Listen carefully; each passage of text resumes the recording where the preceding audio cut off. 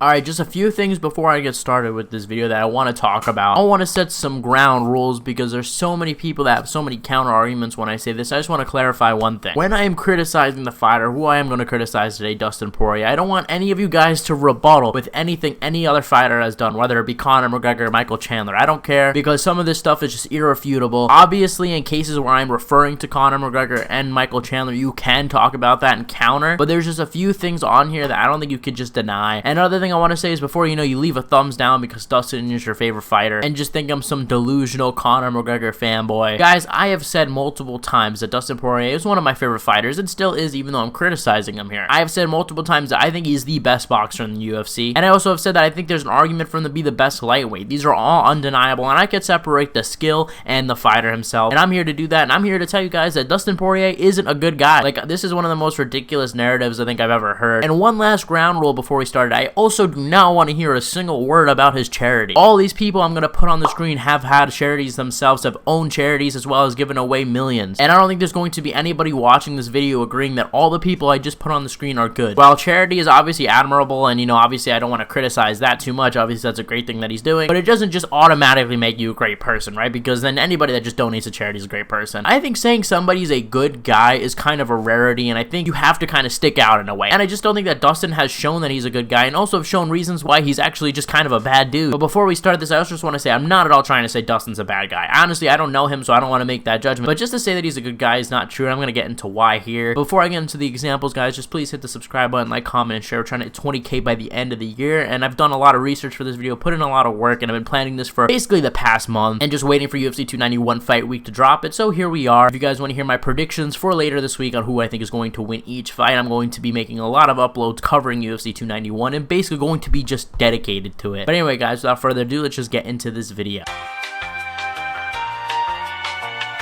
But now that I got this out of the way, I just want to clarify, this is something that I've been feeling for a bit now. I've been feeling it pretty much since Conor broke his leg, and everything has just kind of been more and more adding on to these feelings. There was also a period of time where I did think that Dustin Poirier was a good guy. Those times have passed, and I think if I were to just sum up why he's not a good person, it's just, you could point to him not being a good teammate. You could point to him not being a good sportsman. You could point to him being a sore loser and a sore winner. And just people like that, I just don't really like. But first, I want to talk about something that not a lot of people know of, is when Dustin Poirier actually dropped his sparring partner. Now, I feel like this was kind of swept under the rug because, yes, it was released by Colby Covington, who isn't a nice guy either, let's be honest. But this is a total amateur I'm about to show you guys that was training with Dustin Poirier ahead of his, I think, Conor McGregor or Khabib fight, something like that. I think it was the Khabib fight, actually. So I want to show you guys what he did to this sparring partner, a guy that, he's just supposed to be going light with. He's the professional. He's in the UFC against an amateur, let me stress to you guys. Tá correndo, joga frontal, entendeu? Roda, aí, ó, tira. Tá bem? Good cross. Eu falei pra você quando sair.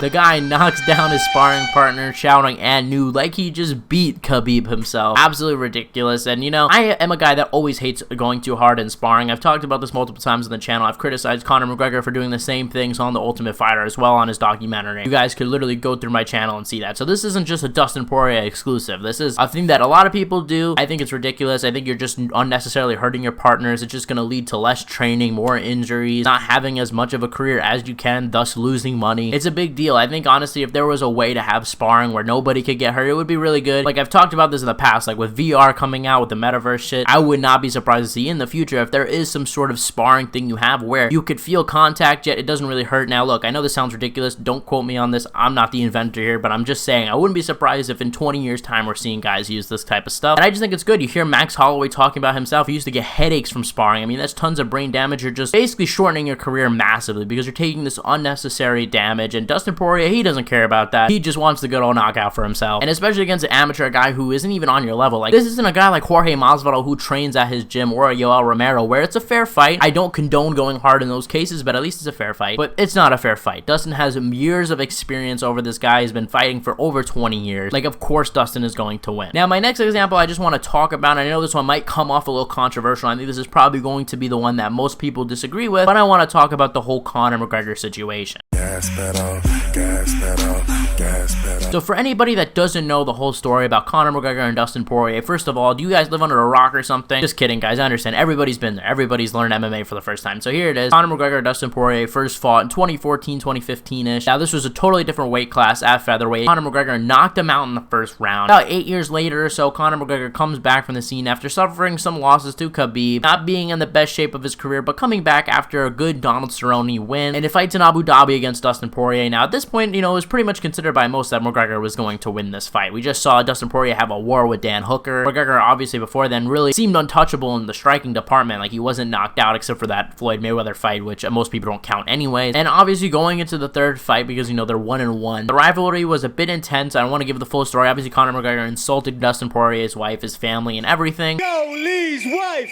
Joe Lee's wife! Which I don't condone either. I'm not trying to say this, but this isn't a video about Conor McGregor, which is what I'm trying to stress to you guys. This isn't me defending Conor McGregor. Conor McGregor, I wouldn't say is a nice guy either, by any stretch of the imagination. Just look up his name in some articles, you'll find out some pretty crazy stories. But they fight, and then after the fight, Conor McGregor obviously breaks his leg, suffering a big injury. This is a life-changing injury. Like, this is something where you might not even be able to walk again, let alone be able to fight. And I just think that somebody should handle this with a little more class, seeing that you didn't even really beat the guy. Yes, Dustin was winning that first round. Was it a 10-8? Another hot take I'm about to give to you guys, but no, it's not a 10-8. Conor McGregor had moments on the feet early on, and Dustin did land a lot of good ground and pound. I'm not going to lie. Maybe the round was another minute. Maybe I would say it's a 10-8. But Conor had his moments. Even Dustin admitted himself that he felt buzzed at one point in that fight. Conor also landed some really good elbows off his back, but seeing that it was only one round, and honestly, we could not tell, anything could have happened in the next round. But you'd think that Dustin would accept, hey, this isn't really a win. This was a fluke injury, whatever. I'm not saying to hang your head low about it, but look, at the end of the day, you could celebrate the win, but what he does, I think, is absolutely disgraceful. Poirier goes up to McGregor, basically imitating the whole McGregor strut, talking shit to him, and obviously Conor McGregor gets mad next. And I just can't believe more people were talking about how Conor McGregor was saying crazy shit to Dustin Poirier, which, yes, it was crazy, but nobody talks about how Dustin literally started it in front of a guy who just broke his leg, suffering a massive injury, who's devoted his whole life to mixed martial arts. Doesn't even know if he's going to be able to ever do it or even walk again. Like, this is a massive injury. And I know it's easy to hate on Conor McGregor. I know it's funny to hate on Conor McGregor, but unbiasedly, if this happened to anybody else, I think everybody would be hating on Dustin Poirier. I think just because it happened to McGregor, nobody seems to care. And obviously, him and McGregor go back and forth, and like I said, there's plenty to criticize about Conor McGregor in this moment. However, I will defend him a little bit and say, to be fair, he just got his leg snapped. Like, this isn't exactly the logical Conor McGregor speaking. This is literally, I just snapped my leg less than 2 minutes ago, and now I'm getting an interview by Joe Rogan. And fine, look, it's one thing to be a sore loser, and I know a lot of you guys in the comment section are going to say Conor deserved it. He was being a dick about his wife, talking about his family. First thing I want to mention is Dustin himself admitted that he does not care that Conor McGregor brought up his family. Yeah,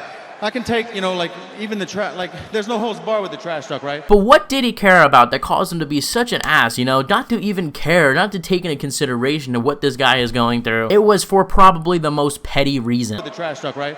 But murder is something you don't clown around, there's no coming back from that. And this guy was saying he was going to murder me and all kinds of stuff. He was telling me he was going to kill me tomorrow. I'm going to leave here in a coffin. You don't talk like that to people, man. Saying that he was going to kill him. Wow, what a generic trash-talking word, claiming you're going to kill your opponent. Like, that is probably the most petty reason. The thing about Dustin is he'll claim anybody who criticizes him is soft. You can see it over and over again that they're soft, they're soft, they're soft. Yet the guy balls like a baby every single time that he loses, and also gets super sensitive when someone just says that they're going to kill him. Like I said, if Dustin honestly had said, hey, you said this shit about my wife, I don't give a fuck, honestly, I wouldn't even have included it in this video, because I would have been like, alright, you know what, that's fair, it's justified. The only reason I'm including this is because Dustin said himself he doesn't care about that. So it is no longer about his wife, it's no longer about his family. It was literally about the fact that Conor said he was going to kill Dustin. Like I said, I'm not unreasonable. If he said about his wife, I would understand, but you guys can't say in the comment section below, hey, he said this and this about his wife, when Dustin himself is saying he doesn't care. Second thing about this whole thing with Conor McGregor is I know a lot of you guys might be, saying, hey, Conor McGregor is a dickhead to him and all this and that, which I just went over. However, Dustin Poirier and Conor McGregor weren't on the best terms in their first fight either, and Conor got the first round knocked out over him, a win that's actually fair to celebrate, not just somebody that broke their leg. Let's compare, how Conor McGregor, treated Dustin after he beat him with all the animosity in the build-up versus how Dustin treated him. When Conor McGregor is making you look like an asshole, you are doing something wrong. And that's just what's happening here. I don't think you could say Dustin Poirier is a good guy. And I know Conor McGregor isn't exactly, you know, the best representation, but still. And like I said, I get that this is the most flawed argument I can make with the whole Conor McGregor. I know a lot of you guys are going to come out and say, hey, Conor McGregor said this and that during the build-up. And I agree with that, but I want to talk about someone that everybody knows is a nice guy. Everybody knows doesn't cause problems. And I'm talking about Michael Chandler. And I want to talk about their fight and how Dustin Poirier acted in that situation.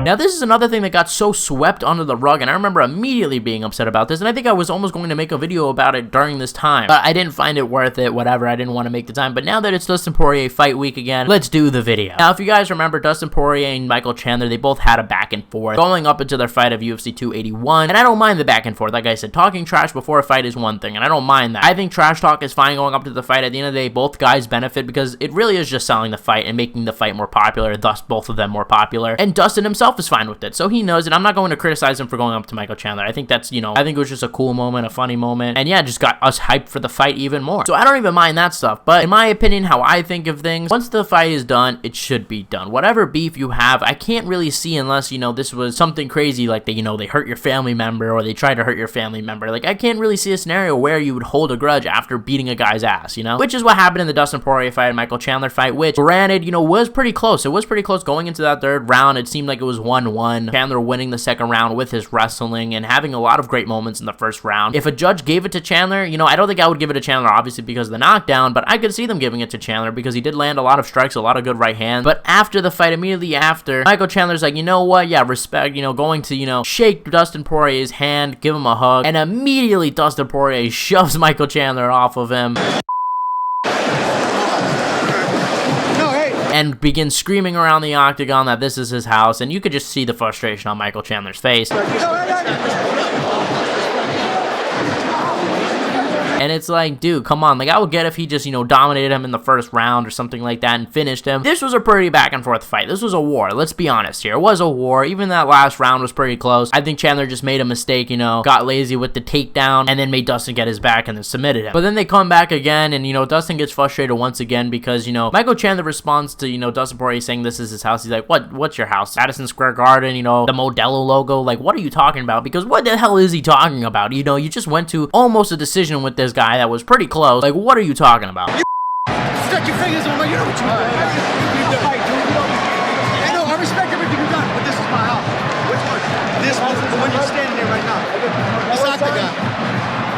Yeah. See what I'm saying, dude? Come here, bro. Come on. Yeah. If I come over and try to bust you, still No, I'm just saying. I'm not saying. Then Poirier, you know, gets frustrated again, leaves, and Chandler points out, hey, why are you talking shit to me? We just fought, whatever, we should just squash the beef. I'm coming up to you saying, hey, what's up? You won the fight. And I'm still, like, saying, hey, everything's good. Why are you starting shit? And Dustin just seems flustered at this moment and just kind of backpedals, says, hey, you know, it's respect, whatever. Then, they, you know, they kind of get along there. And you'd think that was the end of it, but no. Dustin Poirier is still mad because he goes to the referee and complains about how Michael Chandler was cheating. You can let him do it. No, I told you. But he got his... I got what? You almost got me with a choke when you hit him out. And you let him keep going where it was.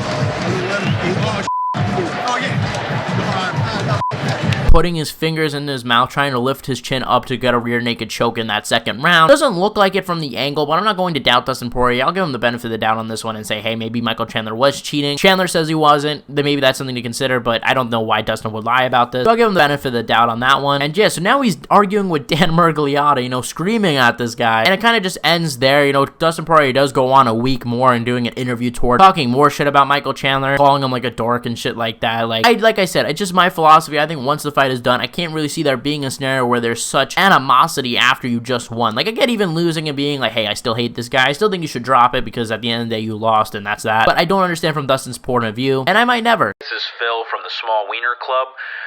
Look, guys, look, I know a lot of people love Dustin Poirier, and look, I'm excited to watch him fight. I'm always excited to watch him fight. Don't get me wrong. But to say he's a nice guy, I just think is a stretch at this point. I don't think you could say that accurately anymore. Do I think he's a bad guy? I'm not going to go out on a limb and say that, no. But do I think he's a good guy? I'm not going to say that either. I don't think he's a good guy. I think he's probably just, you know, a flawed dude. But calling somebody a good guy, I feel like that just, you know, is not what fits Dustin Poirier. Like, Michael Chandler is a good guy. I would say he's a good guy. Volkanovski is a good guy. Those are guys that seem to do the right thing and try to help others. Dustin Poirier Poirier isn't that guy. So that is why I don't think he's a nice guy. Guys, let me know what you guys thought in the comment section below. And I actually want to hear, I want to hear you guys' point of view. If you guys think I'm wrong, let me know and I'll respond. And I'll talk to all of you guys and, we'll get through this. But UFC 291 fight week, let me know in the comment section below. Also, let me know in the comment section below, who do you think is going to win between him and Gaethje? Thank you guys for watching. You guys are the best fan base in MMA, and I'll see you guys in the next one.